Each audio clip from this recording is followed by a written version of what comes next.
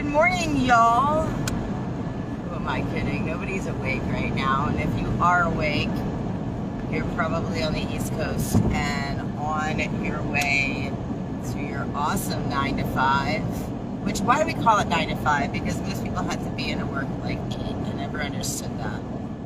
That's a before my time thing. Anyway, you guys, I am 2 short hours away, Jackson, Mississippi, where I will proudly be joining the group, the people, the amazing people of We Are the 74. And I shouldn't even call them a group. Just the people, the cannabis people, the freedom people who can't stand idly by and watch their community get thrown in cages and met with a threat of violence over a plant. 74% of Mississippi voters said that needed to stop happening if a doctor gave you the okay to be in possession of that plant.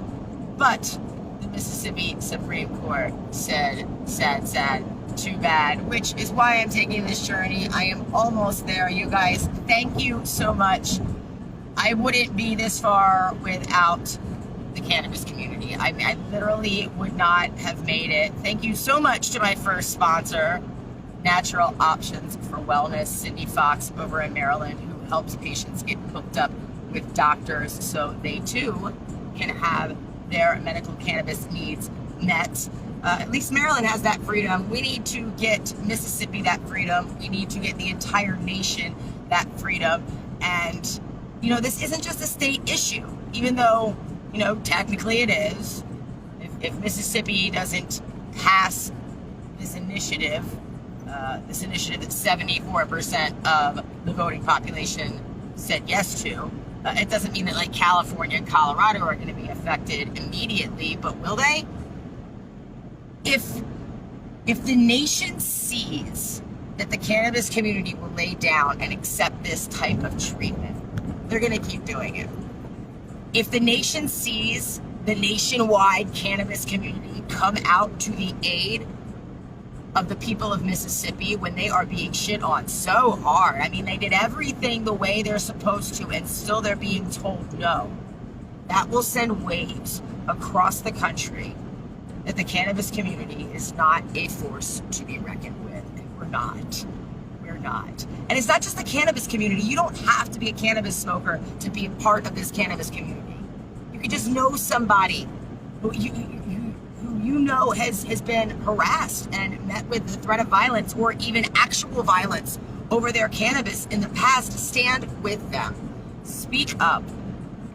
The people of Mississippi need a voice right now. You know, they're in that gray area where they're scared to speak up because they could lose their jobs. There's a lot on the line. So I absolutely understand, and that's why it's so important right now that the nationwide cannabis community step up and be that voice for the people in Mississippi who can't speak right now, for the patients who can't be on hand at the governor's mansion as We Are the 74 occupies demanding their medical freedom because their medical condition has them down at home and they can't access cannabis to get out of the house comfortably. And that's what we want to change. Thank you everybody so much for your contributions. The GoFundMe is up past $200. There's a separate GoFundMe going that's doing just as well. This is incredible. I know that for however long this lasts, we will be able to keep the Occupy protesters with food in their bellies, smoke in their lungs, and inspiration in their hearts until something finally changes in Mississippi. The only way it's going to change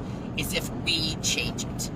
And the only way we can change it is by stepping up and speaking out. So it's your turn. Make sure to head on over to platoon420.com. No, I'm backwards. You don't need to head to platoon420.com and hit the donate button anymore because I've got a full tank of gas and I'm 2 hours away. I will need to get home though.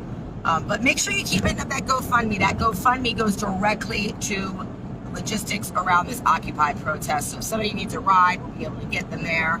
If somebody needs food, we'll be able to get them that. If somebody needs a spliff, you know, little civil disobedience never hurt anybody. In fact, little civil disobedience has actually saved lives. Think about that for a second. this guy right here. You can't see him right off camera, but Dutch is with me. He's going to his first rally. 7 months old. He's such a good boy. We'll see you guys soon, Mississippi. Remember, pass joints, not judgment. We are all in this together. Peace and love, guys.